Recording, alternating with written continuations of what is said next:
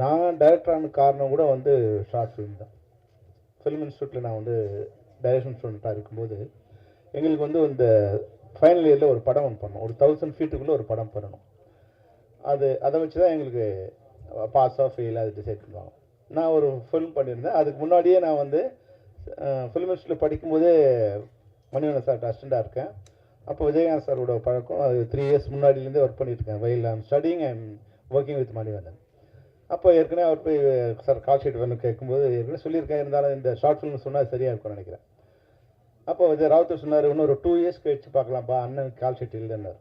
மறுபடியும் 2 இயர்ஸ் கழிச்சு போனேன் சொன்னார், தம்பி அவர் என்னை பார்த்ததே மறந்துட்டார். தம்பி இன்னும் ஒரு 2 வருஷம் அண்ணன் கால் ஷீட் இல்லைன்னு. நான் எனக்கு தெரிஞ்சிச்சு இன்னும் 20 வருஷம் கழிச்சு வந்தாலும் ராவுத்தர் அதே பாட்டை தான் பாடுவார், அண்ணன் கால் ஷீட் 2 வருஷத்துக்கு இல்லைன்னு. அதனால் விட்டேன். நான் விட்டுட்டு அப்புறம் ஃபிலிம் இன்ஸ்டியூட்டில் படிச்சுட்டு அந்த படத்தை கொண்டு வந்து ஒரு நாள் வந்தேன். அப்பவும் அதே சொன்னார். மறுபடியும் 3 வருஷம் கழிச்சு போகும்போது சொன்னார், தம்பி அண்ணன் கால் ஷீட்டை இல்லைப்பான்னார். நான் சொன்னேன், சார் கால் ஷீட் கேட்க வரல, நான் ஃபிலிம் இன்ஸ்டியூட்டில் ஒரு படம் பண்ணியிருந்தேன் சார், ஒரு தடவை நீங்கள் பாருங்கள் அப்படின்னு சொன்னேன். சரி பார்க்கலாம்ப்பா. அவர் கால் ஷீட் இல்லைன்னு சொன்னவொடனே இந்த ரிலாக்ஸ் ஆகிட்டார். ஏன்னா எல்லோரும் ப்ரெஷர் இல்லையா, அவருக்கு யார் கொடுக்குதுங்கிற அந்த முடியாத ஒரு காலகட்டத்தில் கால் ஷீட் வேணான்னு சொன்னோன்னே சந்தோஷப்பட்டார். சரின்னு வந்து என் படத்தை வந்து பார்த்தார். அந்த படத்தை பார்த்துட்டு அடுத்த நாள் காலையில் கூப்பிட்டாரு, தம்பி நான் அண்ணன் வச்சு ஒரு படம் பண்ணுறோம் அப்படின்னு 30ஆவது நாள் ஷூட்டிங் பூஜை போட்டார்.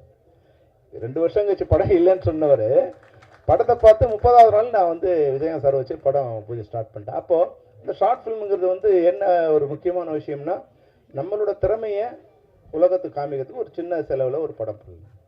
அப்புறம் ஷார்ட் ஃபிலிம் பண்ணும்போது பண்ணுறவங்க எல்லாருக்கும் வந்து ஒன்று நினைவில் வச்சுக்கணும், ஷார்ட் ஃபிலிமுங்கிறது ஒரு விஷயம் இல்லை. ஒரு திரைப்படம் 3 விஷயமான ஒரு கண்டென்ட் இருக்குது. ஒரு திரைப்படம், ஒரு ஷார்ட் ஃபிலிம், ஒரு ஆட் ஃபிலிம் பண்ணலாம். ஒரு திரைப்படம் பண்ணும்போது நமக்கு வந்து அந்த சீனில் ஒரு கண்டென்ட் இருந்தால் போதும். கண்டென்ட் இல்லாத சீன் இருக்கக்கூடாது. அந்த சீன் வந்து அடுத்த சீனையும் முன்னாடி இருக்க சீனையும் ஜாயின் பண்ணுற ஒன்றா இருக்கணும். ஆனால் ஷார்ட் ஃபிலிம் பண்ணும்போது என்னென்னா, எவ்வரி ஷார்ட்டில் ஒரு கதை இருக்கணும். அப்போ தான் அந்த ஷார்ட் ஃபிலிம் நல்லாயிருக்கும். அப்போது அதை விட ரொம்ப சுருக்கமாக வந்துடும். நீங்கள் ஆட் ஃபிலிம் பண்ணீங்கன்னு வச்சுங்க, எவ்வரி ஃப்ரேமில் வந்து ஒரு ஸ்டோரி இருக்கணும். அப்போ எவ்வரி ஃப்ரேமை நீங்கள், ஏன்னா அது 10 செகண்ட்ஸில் நீங்கள் வந்து அந்த கதையை சொல்லணும். 10 செகண்ட்ஸ்க்குள்ளே ஒரு கதையை சொல்லணும். அப்போ எவ்வரி ஃப்ரேம் வந்து முக்கியம். அதுபோல் ஷார்ட் ஃபிலிம் பண்ணும்போது என்னென்னா, எவ்வரி ஷார்ட் வந்து முக்கியம். ஏதோ படம் பண்ணோம் அப்படின்னு இருக்கக்கூடாது. அப்போது ஒரு ஃபிலிம் பண்ணுறது ஈஸி, ஆனால் ஷார்ட் ஃபிலிம் பண்ணுறது ரொம்ப கஷ்டம். அந்த ஃபிலிமுக்கு உண்டான நான் பண்ண படமே ஒரு திரைப்படமாக பண்ண வேண்டியது படத்தை தான் நான் வந்து ஒரு ஷார்ட் ஃபிலிமாக பண்ணேன்.